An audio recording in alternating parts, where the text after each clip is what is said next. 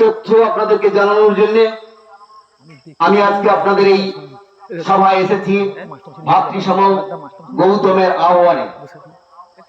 আমরা বাঙালি, আমাদের জেনে রাখা দরকার আমরা রত্ন চিনতে ভুল করি। আমি গৌতমকে বলেছি আমার কথাগুলো রেকর্ড করতে, কারণ আমি প্রতিদিন 20 কিলোমিটার যাই, যে কোনো সময় আমাকে আক্রমণ হতে পারে। তবুও যে অত্যাচারের মধ্য দিয়ে আমরা বেড়ে উঠেছি, বোধহয় আমাদের মতো মানুষের চুপ করে থাকা একটা বড় অন্যায়। যারা দিনের পর দিন মিথ্যের সাহচর্য নিয়ে নিন্দা করে যাচ্ছে, বোধহয় তাদের বিরুদ্ধে যদি আমরা কথা না বলি, এ এক বড় পাপ। আজকে বলুন, আমাদের রবীন্দ্রনাথ যখন নোবেল পুরস্কার পায় বিশ্ব দরবারে, তার আগে কিন্তু ভারতবাসী কখনো ভাবিনি আমরা তিনি একজন গুণী লোক। ছেড়ে দিলাম রবীন্দ্রনাথকে। সত্যজিৎ রায় যখন বিশ্ব দরবারে অস্কার পুরস্কার পান, তখনও ভারতবর্ষ একবার ভাবেনি ওর মধ্যে যে গুণটা আছে আমাদের আপাতত ভারত রত্ন দেওয়ার দরকার ছিল। অমর্ত্য সেন যখন নোবেল পুরস্কার পান, তখন কি ভেবেছে? এর দ্বারা আপনাদেরকে ভাবতে হবে আমরা রত্ন চিনতে ভুল করি। আজকে সমগ্র বিশ্ব যখন মমতা ব্যানার্জিকে পুরস্কৃত করছে বিভিন্ন প্রকল্পের জন্য, আমরা নিন্দুকরা তার বদনাম করছি। আজকে কন্যাশ্রী প্রকল্পের জন্য গোটা বিশ্ব বন্দিত, আজকে দুর্গাপূজার জন্য বন্দিত, তবুও আমরা তাকে আক্রমণ করতে ছাড়িনি। তাহলে গোটা বিশ্ব আজকে ভুল করেছে। আজকে সিপিএম যখন তাদের মুখ দেখানোর ভাবটা হারিয়ে ফেলেছে, নতুন পোশাক পরে বিজেপির পোশাক নিয়ে নতুন ভাবে লড়াই করার চেষ্টা, সেটাকে আমরা বুঝিনি। আজকে যে শিক্ষা চলছে, প্রত্যেকটা স্কুল আঙ্গনায় কম্পিউটার শিক্ষা চলছে। আজকে মুখ্যমন্ত্রীর প্রধানতায় প্রত্যেকটা স্কুলে স্মার্ট ক্লাসরুম তৈরি হয়েছে। আজকে আপনারা যারা বসে আছেন, যারা আমার বয়সী আছেন, আপনারা ভেবে দেখুন 1980 সালে কম্পিউটার শিক্ষাকে ঠেকানোর জন্য তদানীন্তন মুখ্যমন্ত্রী জ্যোতি বসু প্রতিবাদ করেছিলেন, কারণ কম্পিউটার শিক্ষা এলে সাধারণ মানুষের কর্ম চলে যাবে। তাহলে আপনারা কি করে বড়াই করছেন? আপনারা এত কর্ম দিয়েছেন, কর্মসংস্থান করেছেন, আপনারা কত বছর পিছিয়ে দিয়েছেন আমাদের বাংলাকে। আজকে সারা বিশ্বে যখন ইংরেজি শিক্ষা ছিল, তখন আপনারাই বন্ধ করে দিয়েছেন। ইংরেজি শিক্ষার প্রতিবাদ করেছেন, ইংরেজি শেখানো যাবে না, ছেলে মেয়েদের উপর চাপ হয়ে যাবে। আর আপনারা আপনাদের নেতা নেত্রী ছেলে মেয়েদেরকে বেসরকারি স্কুলে পড়াচ্ছেন। আজকে আপনারাই বলেন শিক্ষা ব্যবস্থা বেসরকারীকরণ করার জন্য এই সিস্টেমগুলো চলছে। তখনকার দিনে আপনারা বুঝতে পারেননি, কারণ সিপিএম সরকার চাইতে আপনারা মূর্খ থাকুন। যেমন এক টুকরো রুটির জন্য কুকুররা মারামারি করে, তারাও সেই রকম চেয়েছিলেন। তারা তো চিন্তামণিপুরের বাড়ি মনে হচ্ছে, দাদা ছিলেন চিন্তামণিপুর। হ্যাঁ দাদা, উনি জানেন আমার বাবা রাখাল চন্দ্র নায়েক, যার নাম রাখাল হয়েছিল, চিন্তামণি পণ্ডা যার নামে আমাদের গ্রাম হয়েছে, সেই জমিদারের বাড়িতে গরু চড়ানোর কাজ করতো আর্থিক অনটনের জন্য। 7 ভাইয়ের সংসার চালাতে পারেনি। সেখানে গরু চড়ানোর ফাঁকে ফাঁকে একদিন বললো, বাবু আমি তোমাদের বাড়িতে পড়বো, পড়াশোনা করবো, বলে সারাদিন কাজ করার পরে তুই পড়তে পারিস, তবে তোর জন্য যে খাবার থাকবে বামন বাড়িতে তুই নিজে বেড়ে খাবি আর যে থালা ধুবি, খাওয়া ঢাকিয়ে তারপর গোবর দেওয়া থাকতো। সেই যন্ত্রণা তো ভুলিনি আমরা, কারণ সেই সমস্ত অসহায় মানুষের প্রতিবাদ করার জন্য আমার মুখের ভাষা। আজকে মুখ খুলতে বাধ্য হয়েছি। সেই মানুষটি যখন প্রাইমারি চাকরি পেল, সেই যে জমিদারি নির্যাতন, সেখান থেকে আমার মা দিদিদেরকে নিয়ে এক এক করে জমি কেনা, সেই চিন্তামণি পণ্ডার জমি কেনা, এবং সেই লোকটাও ভালোবাসতো। ঠিক আছে রাখাল, তুই যখন আমার বাড়িতে কাজ করেছিস তোকেই আমরা জায়গা দেব। কিন্তু বামফ্রন্ট সরকারের আগ্রাসী নীতি সেটা সহ্য করতে পারলো না। 1000 মানুষ নিয়ে আমার জায়গাকে দখল দিল। দাদা জানেন তখন 80 সাল, আমি ক্লাস 4-এ পড়ি। 1000 মানুষ মারতে এসছে, মা বাবা কাকুরা ছুটে পালিয়ে এসছে। আমার দিদিরা তখন 12-এ পড়ে, কি মার দিয়েছে। সেই যন্ত্রণা সহ্য করে আমরা তো বড় হয়েছি। আমরা ভাই বোন 4 জন গ্রাজুয়েট হয়েছি। মায়েদের স্বপ্ন ছিল, বাবার স্বপ্ন ছিল মানুষ করা। সে অত্যাচার আপনারা দেখেছেন, সে সিপিএম কে আপনারা চেনেন না, আজকে বড় বড় কথা বলছেন। আচ্ছা বলুন না, যারা আমার বয়সী আছেন, তখনকার স্কুলে ছেলে মেয়েদেরকে নিয়ে আসার জন্য কি প্রকল্প ছিল? কয়জন মানুষ পড়াশোনা করতে সুযোগ পেয়েছেন? আমরা যখন স্কুলে যেতাম, একটা ছেঁড়া প্যান্ট পরে যেতাম, একটা জামা পরে যেতাম, গন্ধ করত। একবার আপনাদের সরকার ভেবেছিল ছেলে মেয়েদেরকে স্কুলের আঙিনায় নিয়ে আসার প্রয়োজন রয়েছে? তারা কখনোই চাননি। আপনারা শিক্ষিত হন, যত মূর্খ থাকবেন ডাকলে আপনারা চলে যাবেন। তখনকার দিনে রেশন দোকানে ভোর 4টে থেকে লাইন দেওয়া হতো, বাবারা আসতেন এই দেবনাথের রেশন দোকানে। 1 কেজি চালের জন্য বাবুদের পেছনে পেছনে ঘুরতে হতো। সেই সরকার কখনো ভাবেনি আপনার আমার বাড়ির ছেলেরা কম্পিউটার শিখুক। এভাবে বোতল বন্দি করে রাখার প্ল্যান, তারপর থেকেও আমরা উঠে এসেছি। আজকের আপনারা বলছেন যে শিক্ষা ব্যবস্থার অবনতি করছে তৃণমূল সরকার, চাকরির অবস্থা খারাপ করে দিচ্ছে। আপনারা কি চাকরির ব্যবস্থা করেছিলেন? আপনারা ঘুরে দেখান না, সিপিএমের সময়ে কটা মানুষ শুধুমাত্র স্কুল চাকরি বাদ দিয়ে অন্য কোনো চাকরি পেয়েছিল? সে স্কুল চাকরি শুধু সিপিএম নয়, কংগ্রেসের সময় টাকা ছাড়া একটা চাকরি হয়েছে? আমার ছোট কাকার বয়স যখন 80 বছর, সম্ভবত 60 সালে তিনি মাধ্যমিক পাস করেছেন, সারা জীবনে একটা ডাক পেয়েছেন। কখনো চাকরির আপনারা বড়াই করেন, টিএমসি আসার পরে কোনো চাকরি নেই। আপনারা মিথ্যে কথা বলছেন, কারণ তখনকার মানুষজন চাকরি করার যোগ্যতায় আসতে পারেনি। তারা কি বুঝতো চাকরি? তখনকার দিনে কয়জন মানুষ মাধ্যমিক পাস করেছিল? আজকে মমতা ব্যানার্জির কথা বলছেন শিক্ষাকে শেষ করে দেওয়ার চক্রান্ত চলছে। আপনারা বলুন, আপনাদের অনেকের হয়তো চিন্তা ভাবনা থাকবে না। 11 সালের আগে আমাদের দুর্বাচটিতে কটা উচ্চ মাধ্যমিক স্কুল ছিল? শুধুমাত্র দুর্বাচটি। গোপালনগর কোন উচ্চ মাধ্যমিক স্কুল ছিল? একেবারেই ছিল না। পাথরপ্রতিবাদীতে একমাত্র আনন্দলাল, গোদামুদ্রাতে একমাত্র মহেন্দ্রপুর, তারপরে ওখানে সেই দক্ষিণ কাশীনগর। আমি তো মাইকে বলছি কথাগুলো। আপনাদের সরকার চেয়েছিল মানুষজন উচ্চশিক্ষিত হোক, উচ্চশিক্ষার জন্য ব্যবস্থা করা হয়েছিল। কি কারণে 11 সালে আসার পরে এখন দেখুন না, দুর্গাপুরে 3টে স্কুল উচ্চ মাধ্যমিক স্কুল, গোপালনগর উচ্চ মাধ্যমিক স্কুল, পাথরপ্রতিবাদী সবগুলো উচ্চ মাধ্যমিক স্কুল।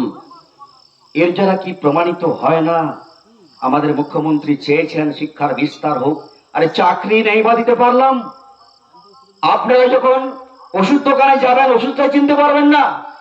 আপনাদের ছেলে মেয়ে পড়াশোনা জানতো না, ইংরেজি শিক্ষার্থী দফা রফা করে দিয়েছিল। কৃষিকার্যের জন্য আপনারা সারি বুঝতে পারবেন না।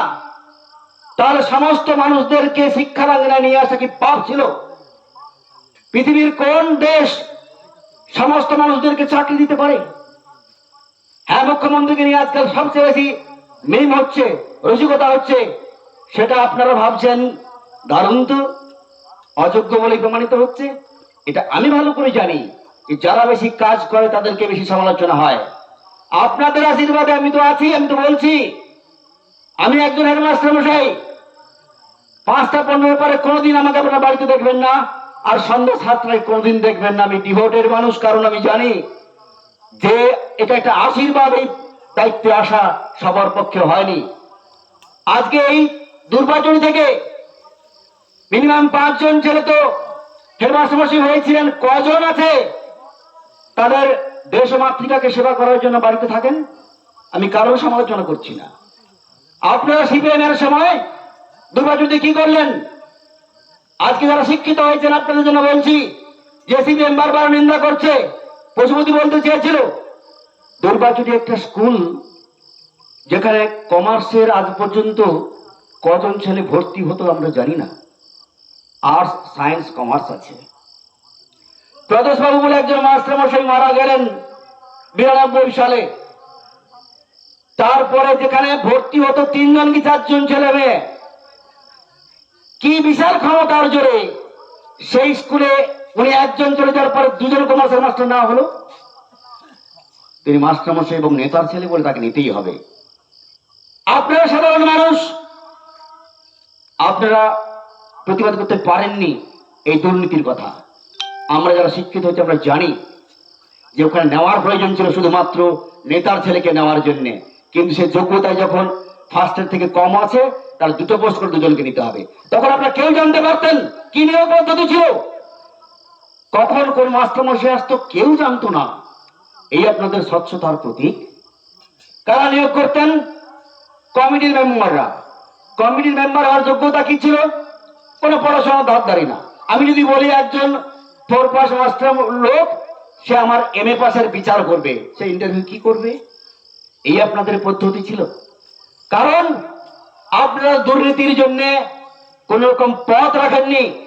আপনারা তখনকার মানুষকে বোকা রাখতে চেয়েছেন, ইংরেজি শিক্ষা তুলে দিয়েছেন, কম্পিউটার শিক্ষা তুলে দিয়েছেন, কোনো নথি রাখবেন না। আমরা শুধু পেছনে পেছনে ঘুরেছি একটু দয়া দাক্ষিণ্যের জন্য। কিন্তু আমরা, আমার মতো মানুষজন যারা নিপীড়িত হয়ে স্বপ্ন দেখেছি আমাদের যোগ্যতায় আসতে হবে, কিন্তু যখন আমরা চাকরির জন্য চেষ্টা করি কোনো সুযোগ নেই, সব জায়গায় দরজা বন্ধ। কারণ চাকরির সময় কোনো বিজ্ঞাপন হতো না, কোন স্কুল টিচার না হবে কেউ জানতে পারতাম না। হঠাৎ দেখতাম বিভিন্ন ছেলে মেয়ে ঢুকে গেছে, কখনো কখনো দেখতাম সেই ছেলেকে বিভিন্ন কন্ডিশন রাজি হতে হয়েছে, কখনো সেক্রেটারি মেয়েকে বিয়ে করতে হয়েছে, কখনো হেডমাস্টার মশাই মেয়েকে বিয়ে করতে হয়েছে, কখনো ব্যাপক টাকা দিতে হয়েছে। আমরা যারা গ্রামের মানুষ, খেতে খাওয়া মানুষ, এত কষ্ট করে উঠলাম, আমাদের বাবা মা কি স্বপ্ন দেখে না যে আমার ছেলেটা চাকরি পাক? তখন যদি কন্ডিশন দেওয়া হয় যে হ্যাঁ তোকে কিন্তু এই মেয়েটিকে বিয়ে করতে হবে না, চাকরি পাবে না, আমার বাবা মা কি নাও চাইতে পারে, আমি কি চাইবো না আমার জীবন দিয়েও বাবা মার মুখে হাসি ফোটাতে? অনেক ছেলে মেয়ে বাধ্য হয়েছিল সমস্ত কন্ডিশন রাজি হয়েতে। আজকের নতুন প্রজন্মের ছেলেমেয়েরা বহুভাবে এই প্রবঞ্চনার শিকার হয়েছে, যার সঙ্গে হয়তো দল জড়িত নয়। একটি ছেলেকে বলা হলো তুই চাকরি পাবি, এসেছি তো আমাকে একটু টাকা পয়সা দেয়, ব্যবস্থা করো, হয়তো তার সঙ্গে যোগাযোগ নেই। এভাবেই কিন্তু দুর্নীতি করে দলকে কালিমালিপ্ত করা হচ্ছে। আজকে বলুন, এত মুখ্যমন্ত্রী এসেছে, আমাদের জীবন জীবিকার জন্য কজন ভাবনা চিন্তা করেছে? সমস্ত প্রকল্প নিয়ে আপনারা নিন্দা করছেন। আজকে একজন প্রধান শিক্ষক হিসেবে আমি জানি যে কি কি প্রকল্প সাধারণ মানুষের জীবনে কত পরিবর্তন নিয়ে এসেছে। তখনকার দিনে ছেলে মেয়েদেরকে স্কুলে পাঠাতে হতো মেরে মেরে, স্কুলে যা স্কুলে যা। আমাদের সময় দেখেছি, কারণ স্কুলে কোনো আনন্দদায়ক পরিবেশ ছিল না। টিফিনের সময় ক্ষুধায় ছেলে মেয়েরা কাঁদরে পড়তো, কোনো পোশাক ছিল না, হীনমন্যতায় ভুগতো। একসঙ্গে পড়তাম, মাস্টারমশাই ছেলেদের সুন্দর পোশাক, মাস্টারমশাই ছেলেদেরকে বাবা মা সকলে ভালোবাসেন, আমরা যেন ঘৃণিত ব্যক্তি। বহু ছেলে মেয়ে পড়াশোনা বন্ধ করে দিয়েছে। তখনকার দিনে স্কুল দেখলে তো বোঝা যায়। আজকে স্কুলের আঙিনায় কত ছেলে মেয়ে আসছে, তার জন্য কি মুখ্যমন্ত্রীর অবদান নেই? আজকে ছেলে মেয়েরা ক্লাস 5, 6 থেকেই তাদের জন্য জুতো দেওয়া হচ্ছে, ব্যাগ দেওয়া হচ্ছে। আরে আগে তো দর্শনধারী, আগে তো আনন্দ পাক, সে আগে খেলার ইনস্ট্রুমেন্ট দেওয়া হচ্ছে। আমরা বাচ্চা বেলায় বর্ষাকালে খেলতে নামতাম, পলিথিন গুলোকে বেঁধে জাল দিতে ঢুকিয়ে ফুটবল করতাম। যদি কখনো দেখতাম একটা মাঠে ফুটবল খেলা হচ্ছে, স্বপ্নের দেখতাম ফুটবলটাকে ছুঁয়ে আমরা একবার দেখো, এটাই কি ফুটবল? আজকে সে দুঃখ কেউ না বুঝুক, মমতা ব্যানার্জি বুঝেছেন, প্রত্যেক স্কুলকে বল দিয়েছেন, খেলার ইনস্ট্রুমেন্ট দিয়েছেন। আর যাই হোক, আমরা যে স্বপ্নটা পূরণ করতে পারিনি, আজকে আমাদের ছেলেমেয়েরা দেখতে পেয়েছে যে এটাই ফুটবল, এটাই খেলতে হয়। আজকে আপনারা ভাবতে পেরেছিলেন আমাদের মেয়েরা, আমাদের পশ্চিমবাংলার মেয়েরা বিশ্বকাপ ক্রিকেট খেলছে বিশ্বের দরবারে? সেটা সিপিএম এর সবাই কেউ আশা করেছিল? আজকের এই জামানায় দুর্বাচনীর মেয়েরা ড্রেস পরে ফুটবল খেলছে, স্কুল আঙিনায় কম্পিটিশন করছে। আপনারা ভাবতে পেরেছিলেন আপনাদের সময় তারা আপনার ড্রেস পরে মাঠে নামবে? বিশ্বগ্রাসী ক্ষুধা তাদেরকে খেয়ে ফেলবে। আজকে চিন্তা করে দেখুন, যারা আমার বয়সী আছেন বা একটু পরে আছেন, আজ থেকে 15 বছর আগে মেয়েদেরকে বিয়ে দেওয়ার সময় সেজে বেরোতে হতো, যেন স্বয়ম্বর সভা তুলছে, প্রশ্ন করতো, মা হাঁটতো, এদিক পা দেখিত, চুল দেখিত, কেন মেয়েরা পড়লো কেন? আজকে নজরুল বলেছিল, বিশ্বের যা কিছু সৃষ্টি চির কল্যাণকর, অর্ধেক তার করিয়াছে নারী, অর্ধেক তার নর। সে সম্মানটা কোন সময় দেওয়া হয়েছিল? কেন আপনাদের বাড়ির শুধুমাত্র ছেলে মেয়েরা কষ্ট করে স্কুলে যাবে, মেয়েদের কি সমান অধিকার ছিল না? কে ভেবেছে? বিশ্বের কোন দেশ মেয়েদেরকে বাদ দিয়ে দেশে উন্নতি সাধন করেছে? একবার দেখান না, শিবেমরা বলুন না, তার আগে কংগ্রেসরা বলুন না, মেয়েদেরকে ফিরে আসার জন্য কি প্রকল্প আপনারা করেছিলেন? কেন মেয়েরা শুধুমাত্র রান্নাঘরে বন্দি থাকবে? এটা স্বপ্ন আপনাদের ছিল, কিন্তু মমতা ব্যানার্জি শিখিয়েছেন যে না, শুধুমাত্র হেসেলে বন্দি থাকা, ছেলেদের লালন পালন করা, এটাই তার কাজ নয়। আপনারা একটা দেখেন, আমাকে 11 সালের আগে প্রত্যেকটা স্কুলে কয়জন করে ম্যাডাম স্কুলে চাকরি করত? একবার চোখ তুলে দেখান না। যারা নিন্দা করছেন দেখুন, শুধুমাত্র কেন পুরুষরা চাকরি করবে? যে দেশের মহিলা মুখ্যমন্ত্রী ছিল ইন্দিরা গান্ধী, তিনি কতগুলো নারীর জন্য প্রকল্প করেছিলেন যে কেন আমি একা দেশ শাসন করব, আমার প্রজন্ম উঠে আসুক। একবার আপনারা প্রশ্ন করেছেন, যারা পুরনো বোতলে নতুন মদ ঢেলে খাওয়ার চেষ্টা করছেন বিজেপির পোশাক পরে, আপনারা প্রশ্ন করুন না, আচ্ছা ইন্দিরা গান্ধী এমন কি কি জনমুখী প্রকল্প করেছিলেন আপনাদের বাড়ির মেয়েরা শিক্ষার আঙিনে আসতে পারত? কজন ভেবেছিলেন? তখন ছিল ডাউরি প্রথা, পণ দিতে হবে, গায়ে আগুন দেওয়া হবে। কি জন্যে ভেবেছিলেন আপনাদের বাড়ির মেয়েদেরকে কি নির্যাতন সহ্য করতে হতো? আজকে মুখ্যমন্ত্রী এসে আমার এই বোনেদেরকে, মেয়েদেরকে আজকে মঞ্চে বসার মতো সাহস দিয়েছেন। বাংলার নজরুল, রবীন্দ্রনাথ কি চেয়েছেন? আজকে বলুন, আজকে কত বছর আগে, 70 বছর আগে রবীন্দ্রনাথ দেখে গেছেন, ধর্মের নামে মোহ যারা এসে ধরে, অন্ধ সেজন মারে আর শুধু মারে। সুতরাং সব জায়গায় ধর্ম ধর্ম ধর্ম। আজকে বিজেপি শুধু ধর্ম বলছেন, সনাতন ধর্ম। আমাদের ভারতবর্ষের কি সেই সংবিধান আছে শুধুমাত্র হিন্দুরা এখানে থাকবে, মুসলমানরা থাকবে না? আমি আমার কর্ম দিয়ে দেখেছি, আপনাদের এই এলাকায় মঙ্গল সর্দার বলে একজন আছেন, হয়তো গৌতম জানে। আজকে 8 সাল থেকে ওর এলাকার সমস্ত মেয়েদেরকে, ছেলেদেরকে আমি বাইকে করে নিয়ে যাই। একই বাইকে মুসলিম ছেলে, আমার শরীফের ছেলে আমার সঙ্গে যায়, একই বাইকে বামনের ছেলে যায়। আমি যখন যাই একসঙ্গে তুলে নিয়ে যাই, কারণ আমি জানি জাতের নামে বজ্জাতি সব, এটা আমি অঙ্গ থেকে কখনো মানি না। আমি জানি 54 বছর বয়স হয়েছে, আজকে মুখ খুলতে বাধ্য হয়েছি। আমিও দুঃখিত ছিলাম এত মানুষের চাকরি যাওয়ার ফলে, কিন্তু যারা চোর, যারা একটা প্রজন্মকে শেষ করে দিয়ে গেছে, তারা এত বাজে বাজে কথা বলবে, এটা বোধহয় আমাদের মুখ খোলার সময় হয়েছে, নাহলে মনে হবে আমি শিক্ষার কিছুই বুঝি না। বলুন, কোন মুখে সিপিএম আবার নিন্দা করে যে তৃণমূল সব শেষ করে দিল? আপনারা কজন মানুষের জীবিকা দিয়েছেন, জীবন দিয়েছেন? আজকে এখানে 22 বছর বক্তব্য রাখা, আমাকে আপনারা কখনোই দেখেনি বক্তব্য রাখতে, আমি আমার স্কুলন্ত প্রাণ। কিন্তু যখন বারবার বলা হচ্ছে মমতা ব্যানার্জির সম্বন্ধে বাজে কথা বলা হচ্ছে, তখন মনে হলো আজকে পশুপতি এখানে এসেছিল, আমরা একই সঙ্গে লড়াই করেছি।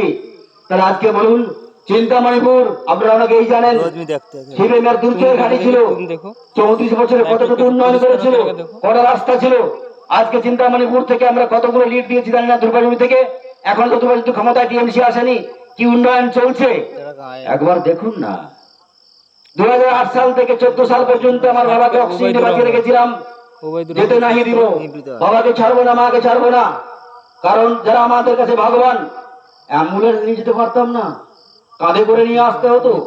কেন? মানুষের বাঁচার অধিকার ছিল না। কটা রাস্তা করেছিল সিপিএম সরকার? আজকে আমরা তো দুর্গাপুর থেকে লিড দিচ্ছি না টিএমসি কে, তবু গিয়ে একবার দেখে আসুন কি উন্নয়নগুলো হয়েছে।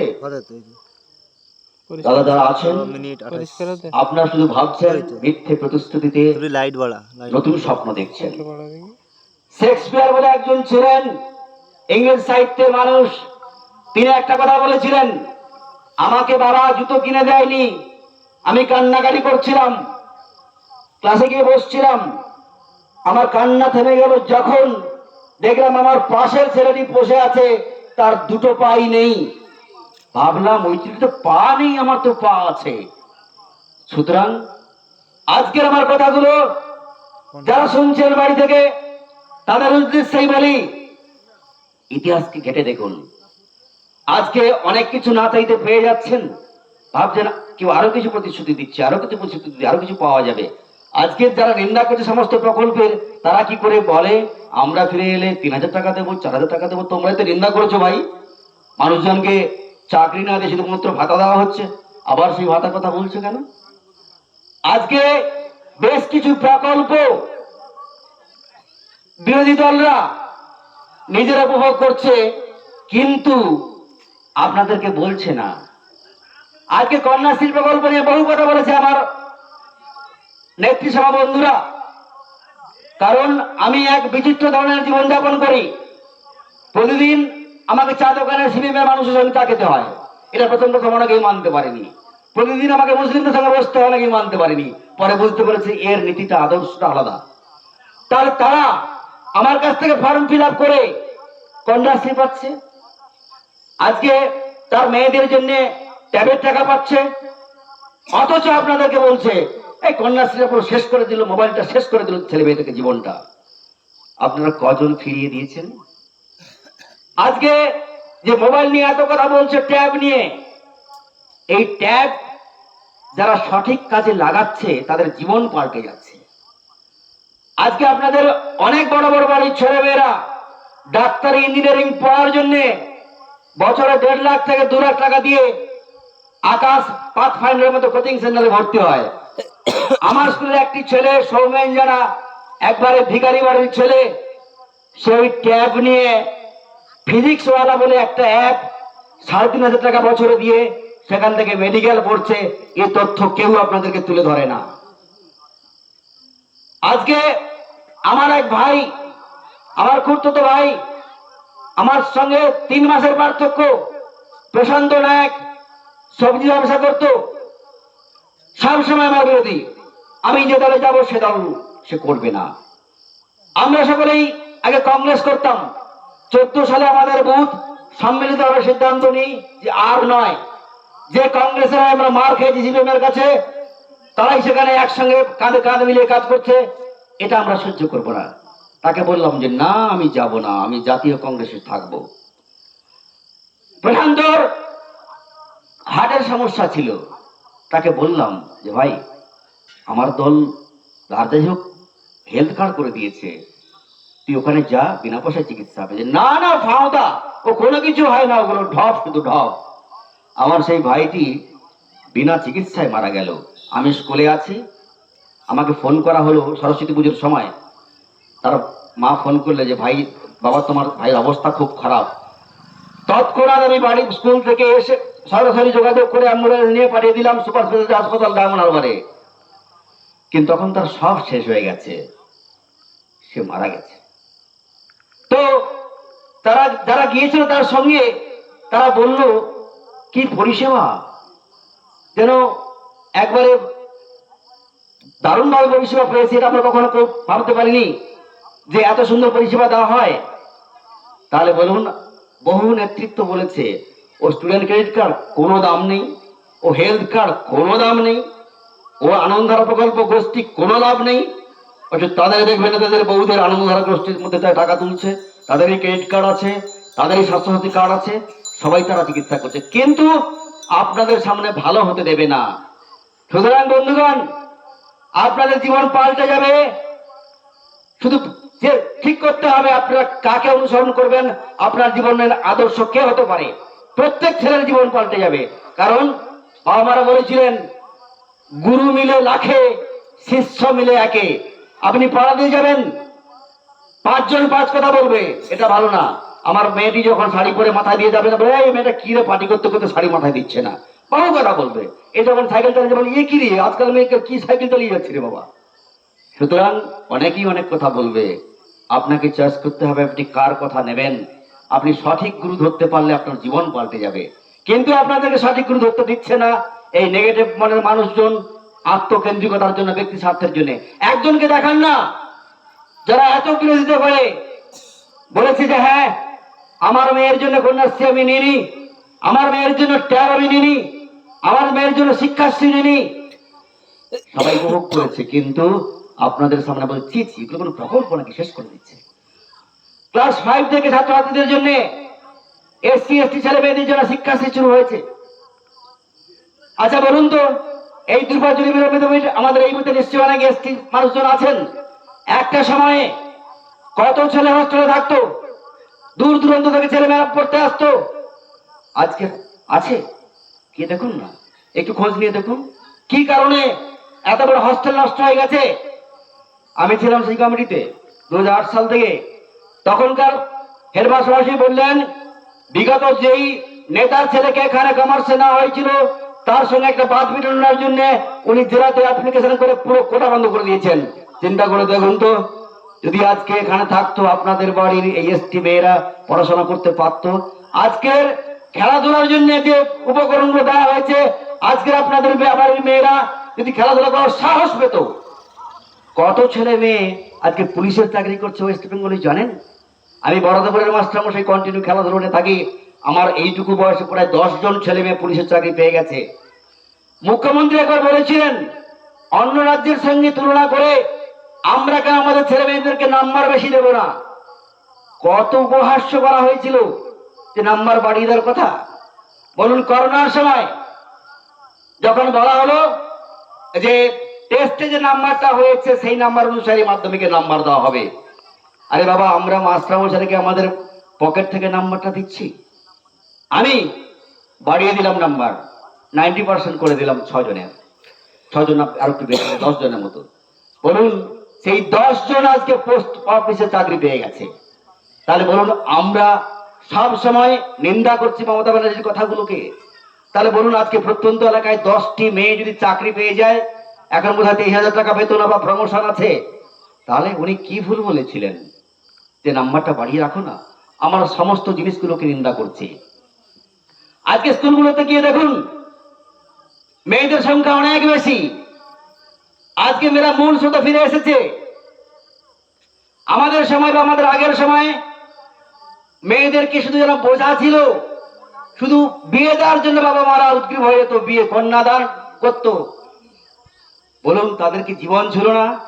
13-14 বছর বয়সে বিয়ে হতো, কত ছেলে মেয়ে, বিকলাঙ্গ ছেলে মেয়ের জন্ম দিত। কারণ তখন তারা সন্তান ধারণের ক্ষমতা হয়নি। এটা কে বুঝেছিল? মুখ্যমন্ত্রী বুঝেছিল। দেশকে পরিবর্তন করতে হলে মেয়েদেরকে আটকে রাখতে হবে। সে আটকে রাখার জন্য তিনি এত প্রকল্প করেছেন। বলুন না আপনাদের বাড়ির কার মেয়েকে আপনারা বাধ্য হয়ে 18 বছর আগে বিয়ে দিচ্ছেন? কেউ বিয়ে দিচ্ছেন না, কিন্তু কারণ 18 বছরটা হলে কলেজে পড়ার জন্য সে 25,000 টাকা পাবে, সেটা আপনারা অপেক্ষা করছেন। দান দেওয়া হচ্ছে একেবারেই না। কলেজে পড়ার জন্য আপনার মেয়েকে 25,000 টাকা দেওয়া হলো। আপনার মেয়ে যখন আবার বিশ্ববিদ্যালয়ে পড়তে যাবে, সায়েন্স হলে 3,500 টাকা পার মান্থ, আর্টস হলে 2,500 টাকা মান্থ। সেটা কিন্তু আপনাদের কাছে ব্যাখ্যা করা হয়নি, কিন্তু আমি জানি অনেক সিপিএম কংগ্রেসের নেতার ছেলে মেয়েরা কিন্তু পাচ্ছে। তাহলে বলুন এই প্রকল্পগুলো আছে, কিন্তু কখনো আপনাদের সামনে বলা হচ্ছে না। আজকে বলুন যে ছেলেটি মাধ্যমিক পাস করলো, আজকে 50% নাম্বার পাওয়া খুব একটা ব্যাপার না। তার জন্য মুখ্যমন্ত্রীর ত্রাণ তহবিলে আবেদন করলে 11 এসে 10,000 টাকা পাচ্ছে, 12 10,000 টাকা পাচ্ছে, 20,000 টাকা। ট্যাব কেনার জন্য 10,000 টাকা পাচ্ছে, 30,000 টাকা পাচ্ছে। এসসি এসটি হলে যদি সে হোস্টেলে থাকে 18,000 টাকা পাচ্ছে। বলুন না এই প্রকল্পগুলো কোন সরকার দিয়েছিল বা ভেবেছিল? আমরা তো শিক্ষা মানে শুধু পুঁথিগত বিদ্যা নয়, শিক্ষা মানে জীবন সম্বন্ধে জ্ঞান আহরণ করা। যে ছেলেটি বা যে মেয়েটি 18 বছর পর্যন্ত শিক্ষার লাইনে আছে, আর কিছু নাই হোক, সে তো সমাজ সম্বন্ধে জানতে পারছে। ম্যাডাম থেকে দেখে আশ্বস্ত হচ্ছে ম্যাডাম আমরাও বড় হতে চাই। তখনকার দিনে কোন ছেলে বা কোন মেয়েকে স্কুলে আসার জন্য চেষ্টা করা হতো? আপনারা আজকেও নিন্দা করছেন, এটা কষ্ট হয়। যখন সারা বিশ্ব মুখ্যমন্ত্রীর প্রকল্পের জন্য সম্বর্ধনা দিচ্ছে, তখন আপনাদের একবার ভাবে দেখা মনে হয় না? দেখি না যে মানুষটিকে এত বাইরে পুরস্কার দিচ্ছে, একবার দেখি না? বলুন আজকের দুর্গাপূজার জন্য টাকা দেওয়াতে এত বাজে কথা বলা হচ্ছে কেন? দুর্গাপূজা কি নতুন শুরু হয়েছে? শুধুমাত্র আর্থিক সাহায্য করা হচ্ছে, তাতে এত কথা? আজকে বলছে তৃণমূল সরকার আসার পরে শিক্ষাটাকে একেবারে শেষ করে দেওয়া হয়েছে। অনেক মাস্টারমশাই কাঁধে কাঁধ মিলিয়ে বলছেন একেবারে শেষ হয়ে গেছে। আমি আপনাদের কথা বলছি, একজন মাস্টার হয়েই বলছি। একটা কথা আছে, অল চার্চ গোয়ার আর নট সেন্ট। যারা সমস্ত মানুষ গির্জায় যায়, সমস্ত মানুষ মন্দিরে যায়, সমস্ত মানুষ নামাজ পড়তে যায়, সকলেই ভগবান নয়। তার মধ্যে কিছু কিছু শয়তান থেকে যায়, তারা বদমাশি করতে যায়। সমস্ত মাস্টারমশাই যারা স্কুলে যায় সকলেই কিন্তু শিক্ষকতা নামের যোগ্য নয়। এটা আপনাদেরকে মানতে হবে। এই পেশা থেকে আমি বলছি। অনেক মাস্টারমশাই চিন্তা করে আমার 3টে ক্লাস, তো 2টো ক্লাস নেই, বসে থাকি, ওখানে বসে বসে আমাদের ছেলে মেয়েদের সঙ্গে কথা বলি। আজকে বলুন, মুখ্যমন্ত্রী জামানায় এত মেয়েদেরকে চাকরি দিয়েছে, তিনি ভাবলেন যখন সেন্ট্রাল থেকে এসএসসি থেকে নিয়োগ হতো, বর্ধমানের একটি মেয়ে বরদাপুরে চাকরি করতে আসছে, সেখানে তার বাড়িতে বৃদ্ধ বাবা মা আছে। কোন মুখ্যমন্ত্রী ভেবেছিল এই সংসারের কথা? তিনি প্রকল্প শুরু করে দিলেন, উৎসশ্রী প্রকল্প, যে আপাতত তুমি তোমার বাড়ির কাছে যাও, আর আমাদের পাথর প্রতিমার ছেলেটি আমার বাড়ির কাছে ফিরে আসুক। এটা হচ্ছে বদল, মিউচুয়াল ট্রান্সফার, উৎসশ্রী প্রকল্পের মাধ্যমে।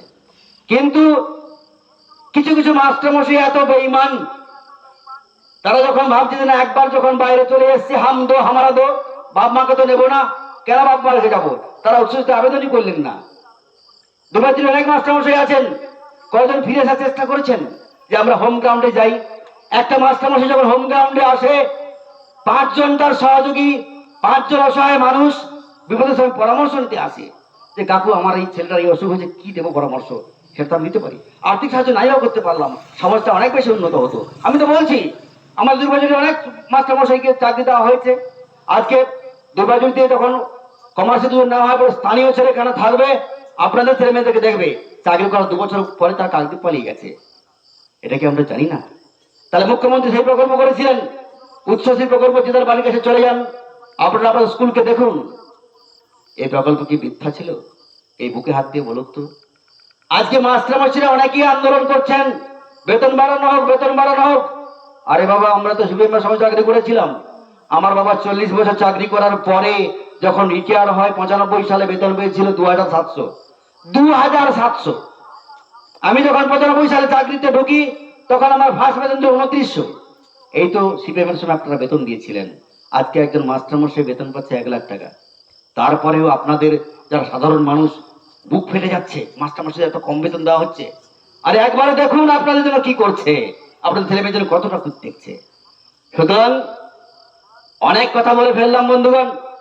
এই অসহায় যন্ত্রণা থেকে আমাকে আপনারা কখনো দেখেননি রাজনৈতিক মঞ্চে বক্তব্য দিতে, কিন্তু আমাকে পাঠিয়েছে আমার মা, 87 বছরের মা, যে মা এক সময় মার খেয়েছে সিপিএমের হাতে।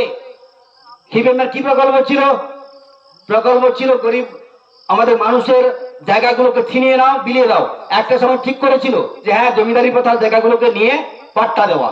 আমি তো মাইক ধরে বলছি, চিন্তামণিপুরে মাস্টারমশাইয়ের বাড়িতে পাট্টা দেওয়া হয়েছে, সে রেকর্ড আমার কাছে আছে। তাহলে পাট্টা আপনাদের কাদেরকে দিয়েছেন? ভূমিহীন মানুষকে পাট্টা দিয়েছেন, মাস্টারমশাই স্ত্রীকে পাট্টা দিয়েছেন, সে কাগজ আমার কাছে আছে। আপনাদের বিচারিত আমরা জানি না। আপনারা বলছেন ক্লাবগুলোকে টাকা দিয়ে দেওয়া হচ্ছে, ছি ছি ছি ছি ছি। আরে বাবা, অবসরের সাথী ক্লাবটা ওখানে আছে, আমি ছিলাম মিটিংয়ে সেখানে, তখন তো এমএলএ সাহেব ওখানে টাকা দিয়ে গেছেন, আমি ছিলাম। 40,000 কত টাকা তো আপনারা তো শুরু করেছিলেন। আজকে যখন উন্নয়নের জন্য বলা হচ্ছে, খেলাগুলোর জন্য বলা হচ্ছে, আপনাদের তো জ্বালা হচ্ছে কেন? সুতরাং আপনাদের ভাবতে হবে ভাই, বহু কথা বহুজন বলবে, কেউ বলবে অমুক দেবো তমুক দেবো, কিন্তু চিন্তা করতে হবে 30 বছর আগে আমরা কি পেয়েছিলাম, আজকে আমরা কি পাচ্ছি। অনেক বড় প্রত্যাশা থাকতে পারে, কিন্তু আমরা যেটুকু পেয়েছি তা কিন্তু একেবারেই কম নয়। মুখ্যমন্ত্রী বলেছেন একদিনে চেঞ্জ করতে পারবো না, কিন্তু একদিন না একদিন তো চেঞ্জ হবে। আজকে গ্রামের মধ্যে অ্যাম্বুলেন্স ছুটছে, আজকে পেশেন্টের জন্য আমরা সহজেই নার্সিং হোমে নিয়ে যাচ্ছি না, সুপারফাস্ট হাসপাতালে নিয়ে যাচ্ছি। সমস্ত জিনিস থেকে আমাদেরকে সুযোগ দেওয়া হয়েছে, তবু আমরা নতুন দিনের স্বপ্ন দেখি। আগামী দিনগুলোতে মুখ্যমন্ত্রী যে প্রত্যাশা আবার রূপায়ণ হবে। আমরা চাইছি আপনারা সবাই আমাদের শ্রদ্ধেয় মাস্টারমশাই সমিতিকে ভোট দিয়ে আবার জয়যুক্ত করুন। এটা আমাদের গৌতম বলতে পারবে, কে বলতে পারবে না। আমাদের ভাগ্যেই হয়তো মন্ত্রিত্ব ছুটতে পারে, কারণ এর আগে কাকদ্বীপ থেকে মন্ত্রিত্ব পেয়েছে, সাগর থেকে পেয়েছে, আমরা তো সেটুকু আশা করতে পারি। আর সুন্দরবন নতুন জেলা হচ্ছে, বলুন না, জীবন কিন্তু আমাদের পাল্টে যেতে পারে। শুধু আপনারা প্রলোভনে পা দিচ্ছেন। আজকে বলুন, প্রত্যেক বাড়িতে কি আনন্দের জোয়ার। আজকে প্রত্যেক ছেলে মেয়েদের দায়িত্ব নিয়ে নিয়েছেন মুখ্যমন্ত্রী। আমার যে ভাইটার কথা বলছিলাম, সারাদিন বিদ্রোহ করে গেল, মৃত্যুর দিনও তার বাড়িতে রেখেছিলাম বিজেপির ছবি আঁকা। আমি গিয়েছিলাম, অসহায় আমার কাকিমা কাঁদছে, একমাত্র ছেলে মারা গেছে, তার দু ছেলে অসহায়, মাধ্যমিক পাস করেছে একজন, আরেকজন কলেজে পড়ছে, তার বিকলাঙ্গ একটি বোন, সকলের চোখে অসহায় অবস্থা। ছেলেটি তার বাবার সঙ্গে ভালো ব্যবহার করতো না, তার নামে জমিও নেই। তখন আমার হৃদয় কেঁপে উঠেছিল, কিছু তো করতে হবে। কিন্তু সে আমাদের দলীয় ভক্ত নয়। আমি পশুপতিকে বলেছিলাম, ভাই আমার 3 মাসের পিঠোপিঠি ভাই একটু করতে হবে। বল ঠিক আছে, তুমি যা পারো করো। সেই ছেলেটি 2 লক্ষ টাকা করে দিলাম আমরা দল থেকে, যে একজন কৃষক মরে যাওয়ার জন্য যে 2 লক্ষ টাকা স্কিম, যারা কৃষক বন্ধু পায় তার কৃষক বন্ধু ছিল না। এটা কি আমাদের মানবিকতার প্রশ্ন নয়? তোমার তো কৃষক বন্ধু নেই, তুমি জায়গারও অধিকার নয়, করে দিলাম আমরা। তার ছেলে যখন মাধ্যমিক থেকে 11 পড়বে, অসহায় কে টাকা দেবে? মুখ্যমন্ত্রী ত্রাণ বলে আবেদন করলাম, 2 বছর 10-20 হাজার টাকা পেল। তারপর ট্যাগ করে এখন পড়াশোনা করছে, যে ছেলেটি কলেজে পড়ছে, বিবেকানন্দ স্কলারশিপে আবেদন করলাম, প্রত্যেক সেমিস্টারে 7,000 টাকা করে পাচ্ছে। তাহলে বলুন, আমাদেরকে চিন্তা করতে হবে না? চিন্তা করার জন্য মমতা ব্যানার্জি আছেন, সবার চিন্তা করে নিয়ে আসছে। আমি এটাও জানতাম না, মানুষ বাজে কথা বলতো যে জন্ম থেকে মৃত্যু পর্যন্ত মমতা ব্যানার্জির সমস্ত প্রকল্প আছে। আমার ভাইটি মরে যাওয়ার পরে আমাকে বললো, আমাদের টিমের লোকেরা সম্ভবত আমাকে শরীফ বলেছিল যে দাদা ওই সমবাদী প্রকল্প আবেদন করে দাও, টাকা পাওয়া যাবে। সত্যি আমি 2,000 টাকা পেলাম, যে মানুষ মরে যাওয়ার পরে শ্মশানের জন্য যে টাকা, তাহলে কোন প্রকল্প নেই? আবারও বলেছিল আমাকে যে যাদের ওই থাকে, বিড়ি শ্রমিকের কার্ড থাকে, তাদের কিন্তু মারা গেলে সেখানে টাকা পাওয়া যায়। আমি সেখানে আবেদন করেছিলাম, 50 টাকা পেয়েছে। এগুলো আপনারা অনেকেই জানেননি। ভাই, অনেক বক্তব্য রাখার জন্য আছে, তবু আমার কষ্টগুলো তুলে ধরলাম। যে এরকম প্রকল্প আছে, শুধুমাত্র যোগাযোগ রাখুন। আগামী দিনে আবার সমীর বাবুকে ফিরিয়ে আনুন, সেই প্রত্যাশায় সবাইকে ধন্যবাদ জানিয়ে আমার বক্তব্য শেষ করছি। নমস্কার। ধন্যবাদ মাস্টার।